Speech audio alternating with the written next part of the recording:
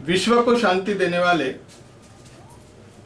महाकारुणिक तथागत भगवान बुद्ध, विश्व रत्न, भारत रत्न, संविधान के निर्माता, बहुजनों के मसीहा, बोधिसत्व डॉक्टर बाबा साहेब आम्बेडकर, प्रथम इनको मैं त्रिवार वंदन करता हूँ। भारत की इस पावन भूमि पर जिन्होंने जन्म लिया और अपना संपूर्ण जीवन मानव कल्याण के लिए, वंचितों के लिए, गरीबों के लिए, अछूतों के लिए समर्पित किया, इस भारत भूमि के गोद में चिर निद्रा में सो गए ऐसे विद्वान, तपस्वी, महापुरुष और संतों को मैं कोटि कोटि प्रणाम करता हूँ। अभी 3 महीने से इस देश और दुनिया में कोविड-19 का महामारी का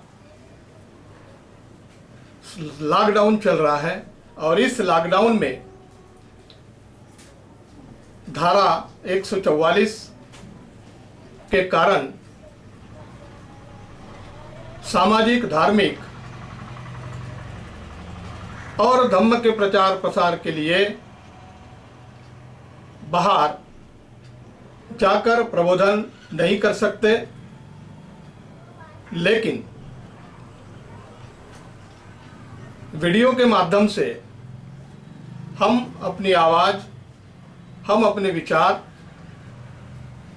देश और दुनिया के तरफ या दुनिया तक पहुंचा सकते हैं। ये आइडिया देने वाले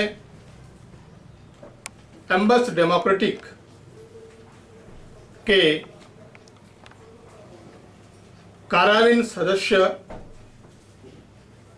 माननीय बलवंत मेश्राम सर को मैं धन्यवाद देना चाहता हूं कि उन्होंने इस प्रकार हमको प्रेरित किया।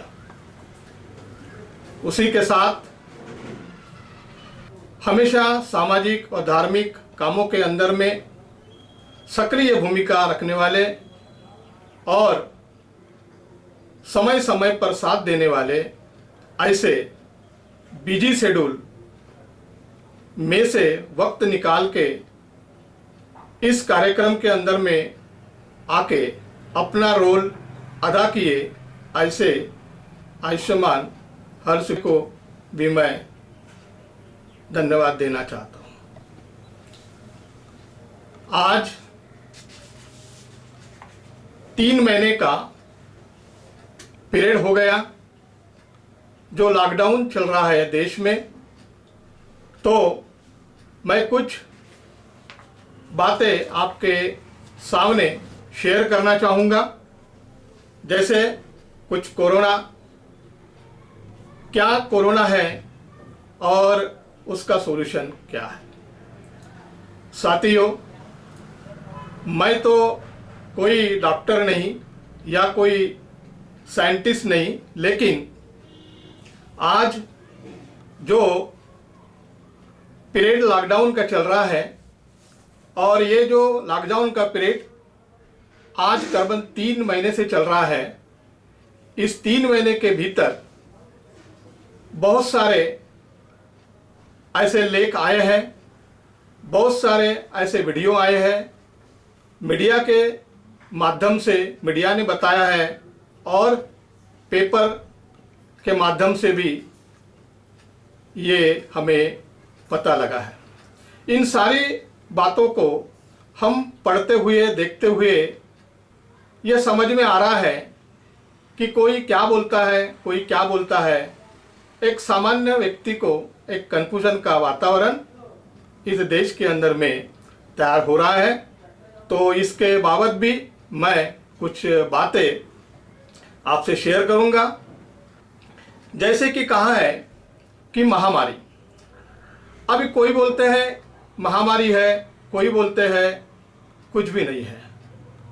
अब ये जो कुछ भी नहीं है, ये जो बोलने वाले हैं, ये मैं नहीं बोल रहा हूँ। तो ऐसे मैंने बहुत सारे लेख पढ़ा हूँ, ऐसे बहुत सारे वीडियो देखा हूँ, और वो वीडियो देखने के बाद, वो लेख पढ़ने के बाद मुझे ऐसा लगा कि ये तो साइंटिस्ट लोग हैं, ये तो डॉक्टर लोग हैं, जिन्होंने अपना पूरा समय इसी काम के लिए दिया हुआ है। इसके व्यतिरिक्त दूसरा कोई काम उनका नहीं है। और वो व्यक्ति, वो डॉक्टर, वो वैज्ञानिक, वो तज्ञ बताता है कि कोरोना इज नथिंग। तो सामान्य व्यक्ति ने क्या करना चाहिए? मैं कुछ ऐसे चंद लोगों के यहाँ पे नाम शेयर करना चाहूँगा कि जिन्होंने अपने वीडियो के माध्यम से, लेख के माध्यम से यहाँ पे हमको कोरोना से अवगत कर लिया। अब डॉक्टर कहते हैं कि कोरोना एक सादा वायरस है, ज़्यादा इफेक्टिव नहीं है। ऐसे वायरस तो बहुत सारे हैं, अगल बगल के अंदर में घूमते रहते हैं। तो इसको ज़्यादा न लेते हुए या ज़्यादा टेंशन न लेते हुए एक सादा वायरस समझिए, और जो जो आदमी को अपने बचाव के लिए करना है वो करना है। जैसे कि बुद्ध ने कहा है कि आदमी जन्म लेता है, तो जन्म लेता है तो उसको एक दिन जाना पड़ता है। जैसे कि उन्होंने अपने सुत्त के अंदर में कहा है कि जैसे जरा, मरण, शोक, परिदेव, दुख दो मनस्सु पायासा संभवंती एवमे तस् केवलस् दुःखंदस् समुदयो होती। यानी इसका अर्थ ऐसा है कि आदमी अपने अज्ञान के कारण दुखों का संग्रह करता है, और अगर दुखों का संग्रह हो गया तो उससे मुक्ति पाने का प्रयास वो नहीं करता, इसीलिए वो दुखी होता है। ये बुद्ध ने सिद्ध किया है। और ये आज नहीं तो 2500 साल पहले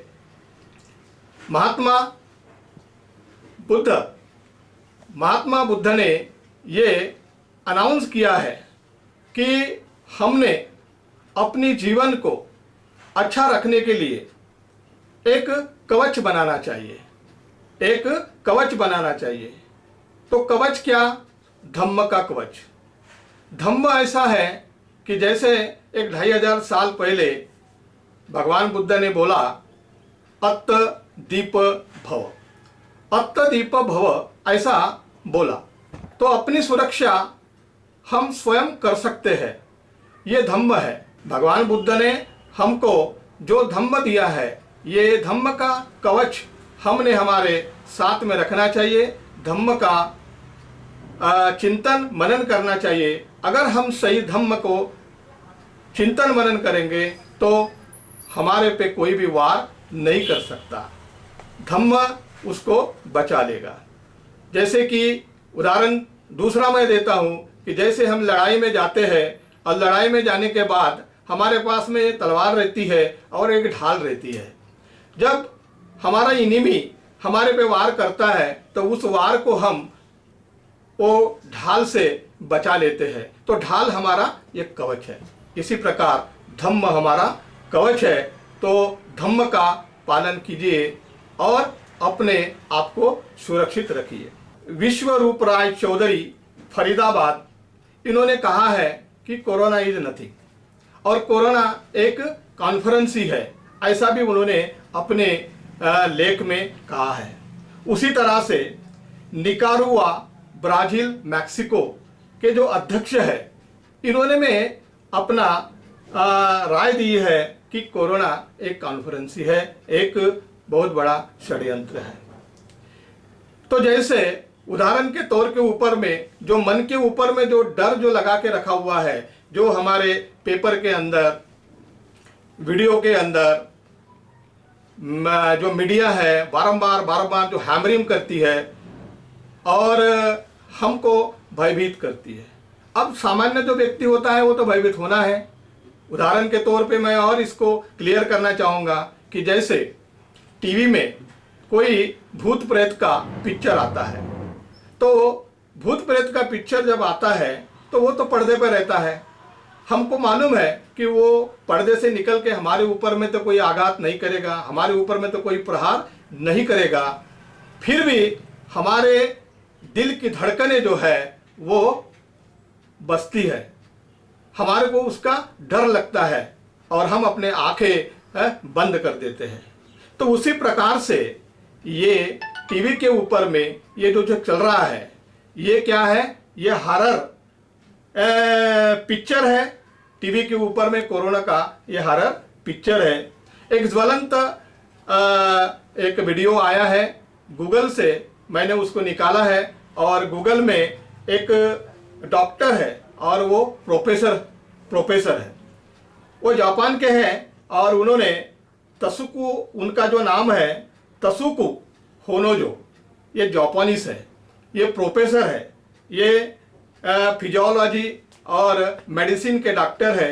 इन्होंने जो वायरस जो निकला है, कहते हैं कि वुहान के लैब से वायरस निकला हुआ है, तो उस वुहान के लैब में उन्होंने 4 साल काम किया है। अब 4 साल काम करने के बाद आज वो 78 ईयर्स के हैं और जब उन्होंने देखा कि पूरे दुनिया के अंदर में कोरोना की चर्चा चल रही है, बात क्या है, तो तब वो कोरोना के लैब में, यानी मतलब वो वुहान के लैब में जो टेक्नीशियंस, जो डॉक्टर्स काम करते थे, वो उनके पहचान के थे और उनके पहचान के होने के कारण उनको ऐसा लगा कि भाई फ़ोन करके मैं पूछ लेता हूँ। तो उन्होंने फ़ोन किया और पूछा, तो किसी ने फ़ोन उठाया नहीं। तो उनको ऐसा लगा कि भाई फ़ोन नहीं उठा रहे, मैं बार बार फ़ोन कर रहा हूँ, फ़ोन नहीं उठा रहे, क्यों नहीं उठा रहे, बात क्या है। इसीलिए उनको ऐसा लगा कि भाई ये तो है मतलब अंडरस्टूड है, ऐसा लगता है कि सब तो सब मर गए, ऐसा उनका स्टेटमेंट है। और उन्होंने ऐसा कहा है कि corona is not natural, it is manufactured by China and virus is completely artificial made by China. इस प्रकार से उन्होंने अपना स्टेटमेंट दिया हुआ है। अब ये जो लॉकडाउन जो किया गया है, ये लॉकडाउन के पीछे में भी कुछ ना कुछ साजिश है, ऐसा मुझे लगता है, क्योंकि ये जितना भी पढ़ने में आ रहा है और जितना भी वीडियो देखने आ रहा है उसमें से ये समझ में आता है कि भारत के अंदर में जो लॉकडाउन करने जा रहा है, क्योंकि साइंटिस्ट लोगों की और विद्वान लोगों का ऐसा कहना है कि भारत एक ऐसा बलशाली देश है।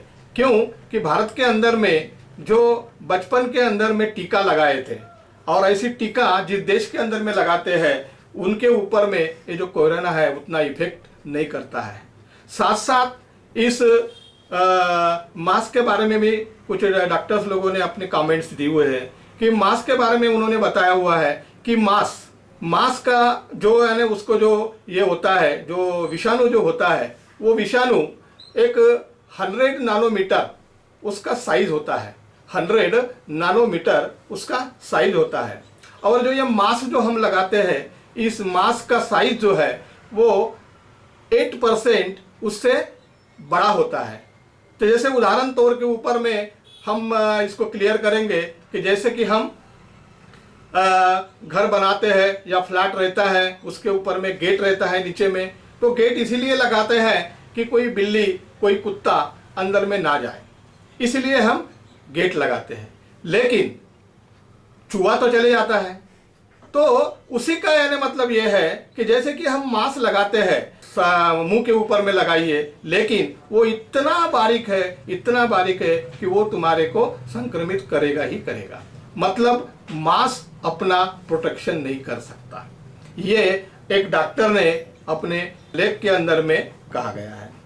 दूसरा एक जर्नलिस्ट है, उस जर्नलिस्ट ने जो है अहमदनगर के रहने वाले हैं, वो अहमदनगर के, और उनका जो नाम है अर्शद रूपवते। इन्होंने अपने लेख के अंदर में लिखा है कि ये जो लॉकडाउन जो हुआ है ये लॉकडाउन इसलिए हुआ है कि जैसे उसके उद्देश्य जो है वो 3 उद्देश्य है। तो नंबर पहला उद्देश्य क्या है कि देश के जो बहुजन लोग हैं इन लोगों को समाप्त करना, ये पहला उद्देश्य है। दूसरा उद्देश्य क्या है कि जो यानी जनरल जो लोग हैं बहुजन समाज के, उनकी जो आर्थिक परिस्थिति है इसको उद्ध्वस्त करना। और तीसरा जो है देश की जो आर्थिक परिस्थिति है इसको समाप्त करके देश के अंदर में आनी बानी को लगाना। इस प्रकार का ये जो जर्नलिस्ट है इनके लेख के अंदर में लिखा गया था। तो ये इस प्रकार के साजिश जो है ऐसी साजिश होते आ रहे हैं। जैसे ये जो देश है भारत देश जो है और ये 20वीं जो सदी है ये वैज्ञानिक और साइंटिफिक की सदी है। ये देश बुद्धों का देश है और बुद्ध ने हमें अच्छा धम्म दिया है। बुद्ध ने कहा है कि अपनी सुरक्षा अगर करनी है तो उन्होंने बोला है, अपने गाथाओं के अंदर में बोला है, क्या बोला है, अत्त ही अत्तनो नातो, अत्त ही अत्तनो नातो, अत्त ही अत्तनो गति, तस्मा संयम मत्तान अस भद्रो वाणिजो। यानी मतलब यह है कि तुम स्वयं ही अपना स्वामी हो और स्वयं ही तुम गति हो, अपनी सुरक्षा खुद ही तुम कर सकते हो। तो इस प्रकार हमको इतना अच्छा धम्म मिला है, इस धम्म का हमने क्या करना चाहिए, अनुकरण करना चाहिए। हमको कुछ बातें अच्छी भी लगती है कि जो बोलते हैं कि हमेशा हाथ धोना, भीड़ में जाना नहीं है, लोगों से थोड़े से डिस्टेंस को मेंटेन करना, बिल्कुल एब्सोल्युटली करेक्ट है, ऐसा रहना ही चाहिए क्योंकि ये महामारी का साथ है। और ऐसे इसके अंदर में हम अपनी अगर सुरक्षा नहीं करते हैं तो डेफिनेट वो कुछ ना कुछ हमारे को हो सकता है। वैज्ञानिक लोगों का भी ऐसा कहना है कि हमको अपनी प्रतिकार शक्ति को अगर बढ़ाना है तो 3 काम हमको करना पड़ेगा। क्या 3 काम करना पड़ेगा? तो पहला काम जो है वो काम है प्राकृतिक आहार, यानी मतलब आहार जो है, भोजन जो है वो अच्छा भोजन, ताजा भोजन लेना चाहिए। दूसरा जो है योग व्यायाम, व्यायाम हमने डेली करना चाहिए। व्यायाम सवेरे शाम को एक 5 मिनट 10 मिनट तो भी हमने अपने आप को बचाने के लिए, हम हमारे बॉडी के अंदर में प्रतिकार शक्ति को बढ़ाने के लिए व्यायाम को हमने करना चाहिए। और उसके साथ साथ विश्राम यानी आराम भी करना चाहिए। भाई जो आदमी कामों के अंदर बिजी रहता है, इधर उधर जाता है, थक जाता है, तो उसके बॉडी को तो रेस्ट होना चाहिए।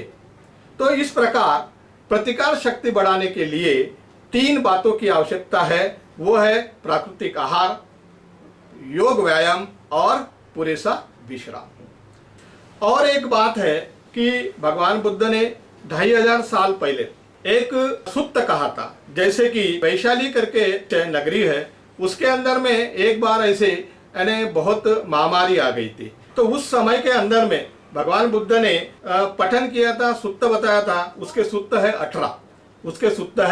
18। वो बोलते हैं कि वो स्वतंत्र सुत्त में ऐसा बोला है कि जैसे कोटि सत